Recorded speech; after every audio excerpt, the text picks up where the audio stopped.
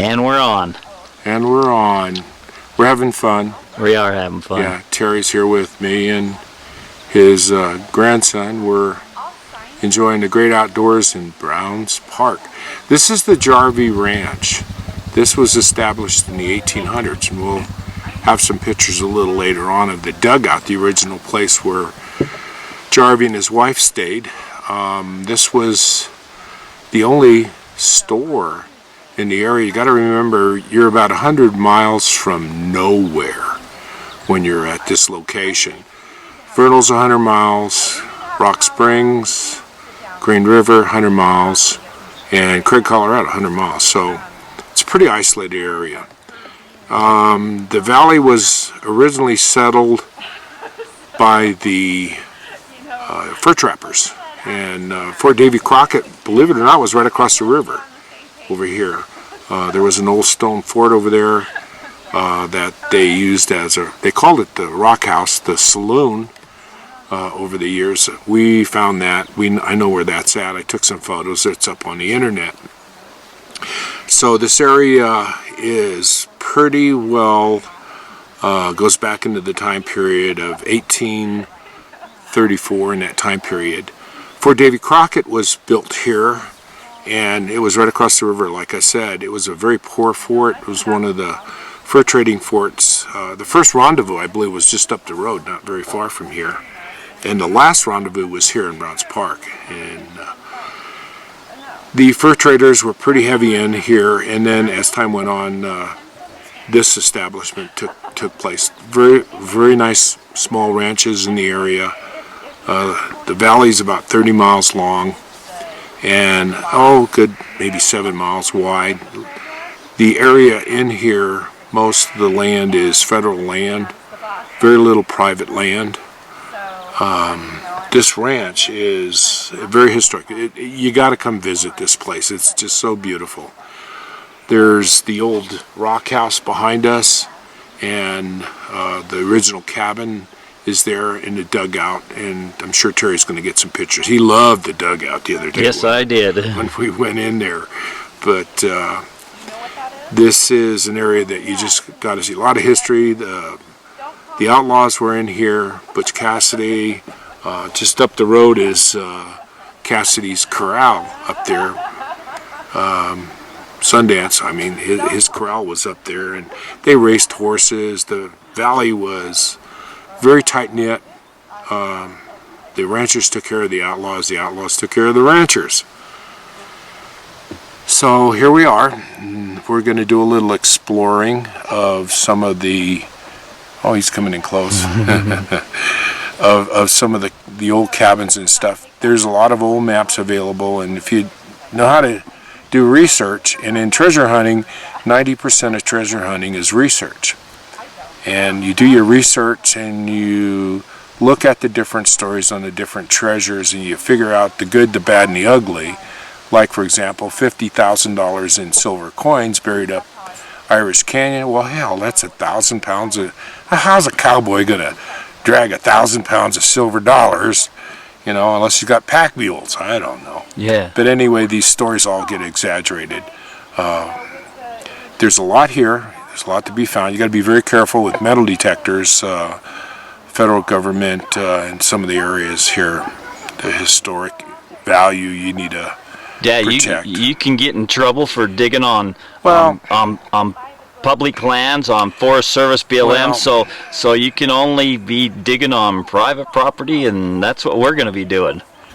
But anyway, we're gonna have some fun. We're gonna take a tour of the ranch. So I don't know. You want to continue the tour? We'll go into some of the different buildings. Yeah, let's. I've always wanted to meet Terry. Man, I always wanted to meet you because you know, I've heard that you've got one of the largest private research libraries, and I thought I got to meet this guy. The treasure hunting is changed over the years.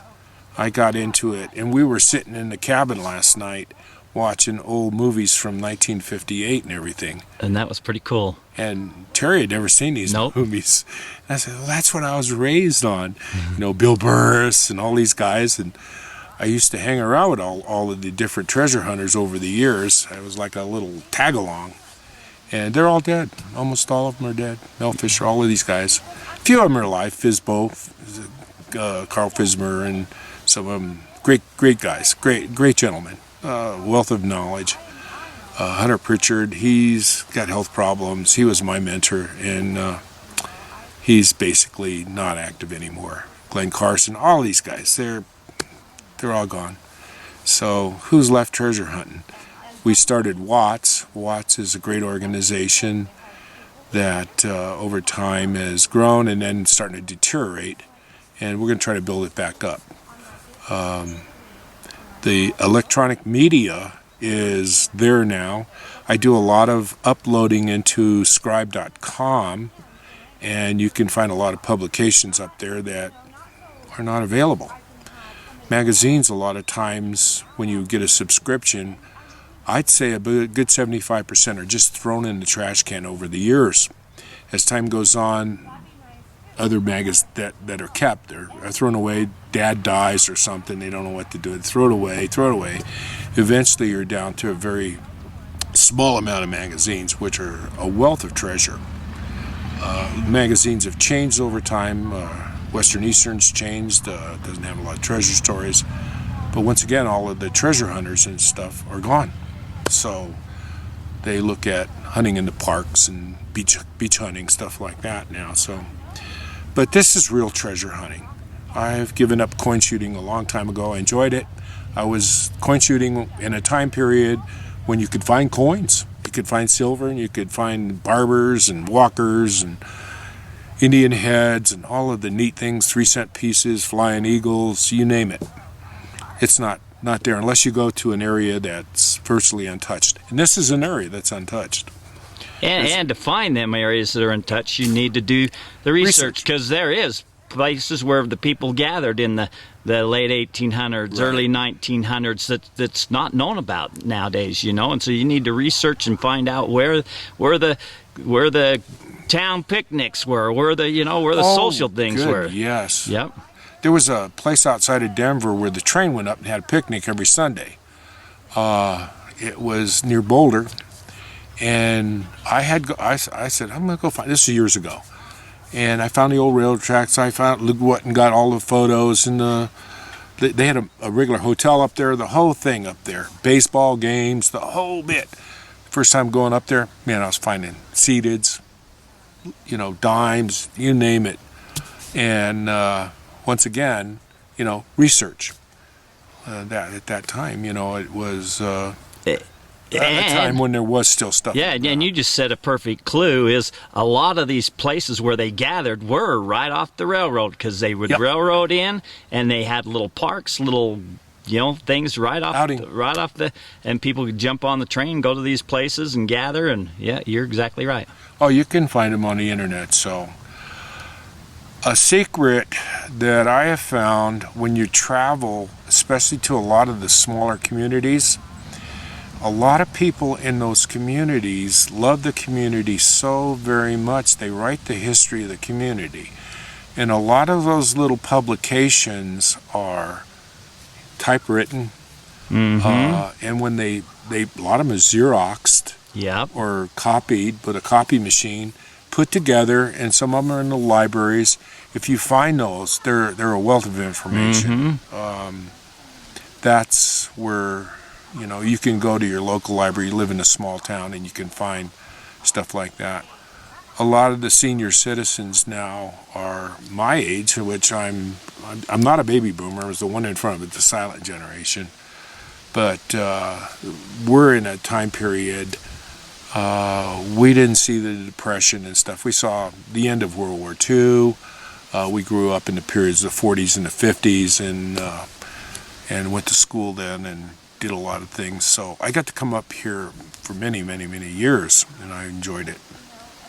But treasure hunting is a lot of fun. Get yourself someone that you can trust, because things get crazy, and when you find gold, it makes, or you find something worthwhile, things happen. So to me, family, friends. Terry is a good friend now, and we're going to have a good relationship, and hopefully we can find something together and share it. Awesome. Let's take a tour. Yeah, let's take a tour. Okay. When Jarvie came into the valley, this was the first place that he built. There's a sign over there that has information on it. So him and his wife lived in there. It's quite unique. It's really I'll unique. go in there and take a peek at it. We're going to go take a tour of it. Yeah, the front part was like a store, and the back part was where they lived. Oh, they had the store here too, Yeah, till they got started. their cabin built. Right, till they get that cabin built. It's kind of dark in there. Watch out for the spiders. See, that's the store area.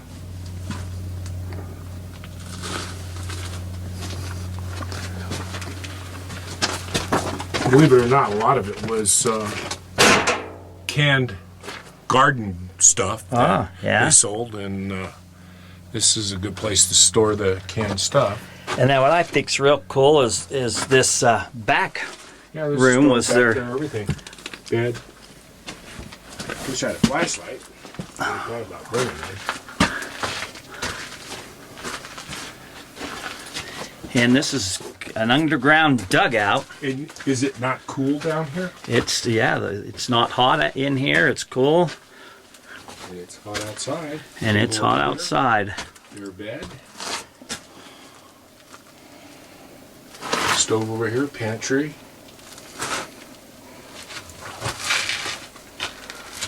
Just a little smaller than my cabin. But looks like it's very livable. Yep, definitely livable.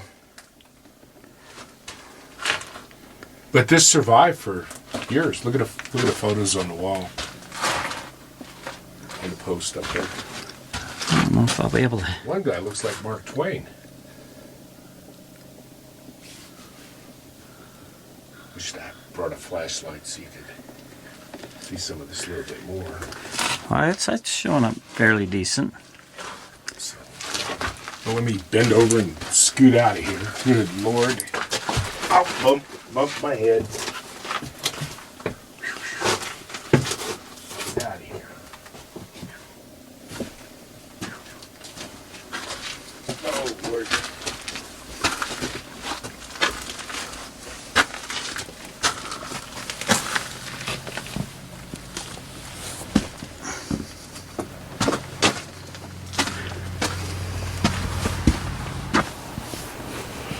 Like the grass sod roof.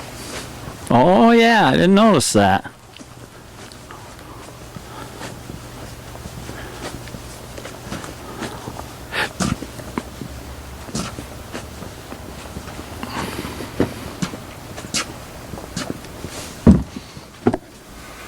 It's probably not like what it was back then, but a lot of the antiques and stuff in here were donated and stuff, Yeah. so it just kind of piled in here.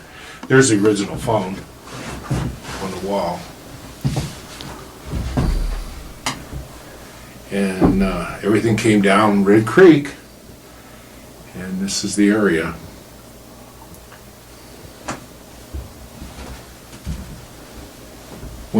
When they killed him, the two guys killed him, I believe the sons went after him, and eventually the boys never did find the bad guys, and I think one of the sons was killed in Chicago, died, but he never was avenged.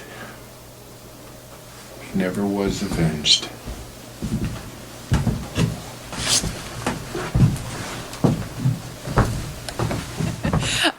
Hi, I'm Jamie Skidmore. I'm the park ranger here at the Jarvie, and this historic site was basically the property of John and Nellie Jarvie. John was murdered in 1909. He was murdered because there was rumors that he had some gold or silver stashed somewhere. He had financed a couple of mines in the area prior to the murder, and that's what gave rise to those rumors. So two men came down here and basically held him up at gunpoint. He knew one of them, so he actually fed them dinner. Yep, invited them into his house and fed them dinner. Fed him dinner, and then they murdered him. And after dinner, they surprised him with a gun, forced him to open his safe. In the safe, he only had a $100 bill and a pearl-handled revolver, and there was no gold, there was no silver. He'd actually lost his shirt financing those mines, and he was able to escape, and they ended up shooting him in the back on the other side of the yard over by the footbridge. Wow. And he was still living. They actually went over and finished the job and drug his body down to a boat that was tied by the river and drifted him out in the river. He was found about 6 days later, 20 miles downstream. So back in those days, you stayed where you laid, and he was in pretty rough shape when they found him 6 days later. So they buried him at Lador Hall, at the cemetery there at Lador Hall. And this safe that's in this store, little store thing, that's the safe That's the original safe. And if you look at it, you see that the door has been blown off. That safe sat in the yard here for 100 years. Wow. When the boys, after everything was all said and done, the boys came down. They didn't know if the robbers had been able to get into the safe because it was locked. John must have locked it behind himself when they left. And so they dragged the safe out into the yard, blew the door off with dynamite, and there's no reason to haul the safe back in the store once the door's gone. So it sat in the yard for 100 years. If you look in the back, it's packed with clay. That clay came out of the yard. So and this, he had him a store here because there was ranchers here. There was a ferry. There was actually a wagon route that came down by the river here. Stage route, and once it crossed on a wagon ford to start with. There was a ferry down at the Parsons Ranch to begin with, and after Parsons left, the only way to cross the river was to basically ford it in your wagon. Well, if you think about how many people know how to swim these days, it was probably an equal amount didn't know how to swim back then, and crossing the river was a pretty formidable thing. A lot of people drowned that way. So when he set up shop here, he had this opportunity to give people a safe passage across the river, and that, helped him, kind of has a center of commerce. That was, people were already coming this way. They already had to cross the river. He just kind of set it up so where it'd be easier for him. The way his house and store was designed, the wagon route came right down back behind the store here, and then he could actually unload the wagons down into the basement the way he designed it. So basically that would go all into storage, and then, as he needed it, he would pull it out and use it in the store. But he had, a little bit of livestock. I think it was pigs, chickens. He definitely raised horses. At one point in time, he's got like 125 horses on the Daggett County tax information. So he was a pretty industrious guy. I think he probably did anything he could to get by in this area. There was a article in the Vernal Post about if you didn't have the money to cross on the ferry, he would take barter and trade. So if you had carrots, he would take the carrots, and then he would just sell that in his store. So it was probably a pretty good deal for him. But unfortunately, his wife also passed away. She had tuberculosis and died kind of early from tuberculosis. They had 4 children, and I think the youngest was 8 and the oldest was 16 when she passed. They lived in that underground house their first year out here, and cool. And then this area is so remote. Not a lot of people out here. And so the outlaws hung out here because there wasn't any law, there wasn't any, there was just remote. And you also have a tri-state area, so your county sheriff, he's got a jurisdiction. And so if the county sheriff, say from Daggett County Sheriff is chasing you out of Utah, you just hop across the border over into Colorado or Wyoming, and that's out of their jurisdiction. They can't follow you. And pretty much the same way with Moffat County, or back then it would have been Routt County Sheriff. That county was so huge that they divided it up and made 2. And then the Oh, Sweetwater County, same thing. You know, if you cross the county line into another state, you can't follow them. Now, if the Pinkertons were after you, then that's another That story. didn't matter. Or a Texas Ranger, they didn't have a jurisdiction. Huh. So it was easy to avoid that jurisdiction. Not only that, but it's a big valley and there's lots of hidey holes down here. So that and the settlers here, I think Ann Bassett probably put it best. She said, you know, back in those days, if someone showed up at your house, you gave them a meal and a bed and possibly a fresh horse to ride the next day, but their business was none of yours. Yeah. So it kind of gives you some insight to the local feeling and the local attitude towards those outlaws. As long as they weren't bothering me, I don't really care what they do. Not to mention the law lives a long ways away. Who are you going to tell? Yeah, that's so, true. Yeah. That's exactly true. Yeah. You know, you need to make all the friends you can. Exactly. Yep. Yeah. Okay, tell me about. Give me the tour. So that's the Jarvie and his wife. Yeah, the Scottish man. There's a history timeline over there on the wall, and you'll see the 1844. That's the time period when Fremont came down Green River here. There was no dam up there, and when he came into the valley, the fort was at that time noticed, and it was in disrepair. And he made note of it in his journal. And Jarvie used to take people across the river to the old fort. A lot of people think the fort's in Colorado near the Vermilion Creek. And they have mixed Red Creek over here with Vermilion, which is Spanish for red. Also, Ewing Canyon here used to be called Red Creek. So that's the confusion that people had on the old fort. It's across the river over there. It hasn't been found yet. We're thinking about going over and looking for it. I did find the old rock fort over there, so. I didn't realize that, but this is the stuff belonged to Ann Bassett. Yeah. I didn't realize that. Yeah. But did you get the timeline from there? Yeah. Well, I think I did it on that glass. It's glaring. Yeah. But there's the old map. Oh, and there's old. This is the old map of the area. This is these plot maps are what I've been using to find old cabins and stuff in the area. But this shows the ranch, and there's Red Creek up here. The old stage route came in. But see, this is what you need to go after.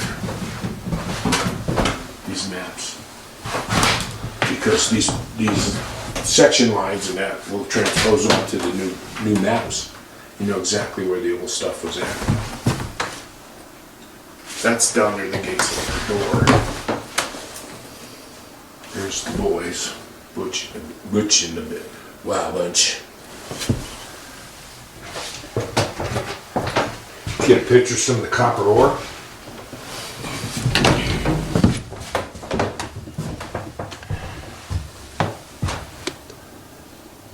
There's copper in there.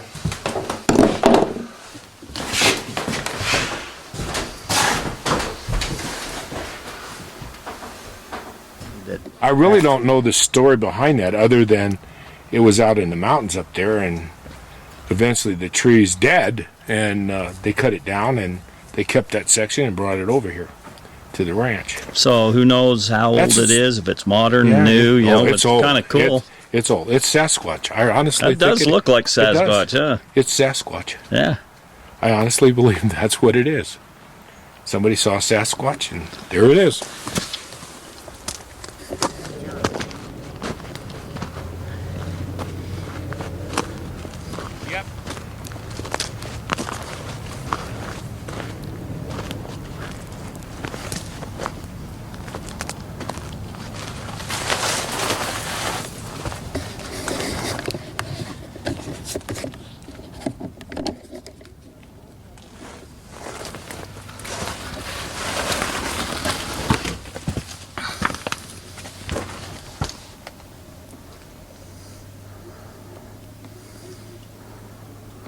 So this is an old saloon during the Prohibition days that they built.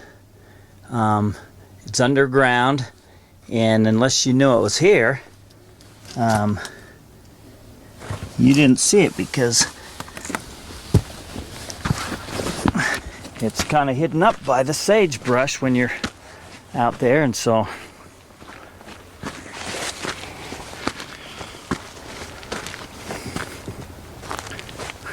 Pretty rough.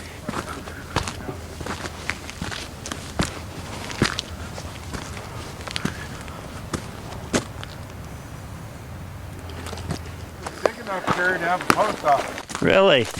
So there was a small town here. There's nothing now. They're all cabins. They're not towns like we know it. It was settlements back in the turn of the century. And now there's nothing, and you can see It was all done. there's where the dugout is, and you can't even see it because of the sagebrush, and that was done on purpose.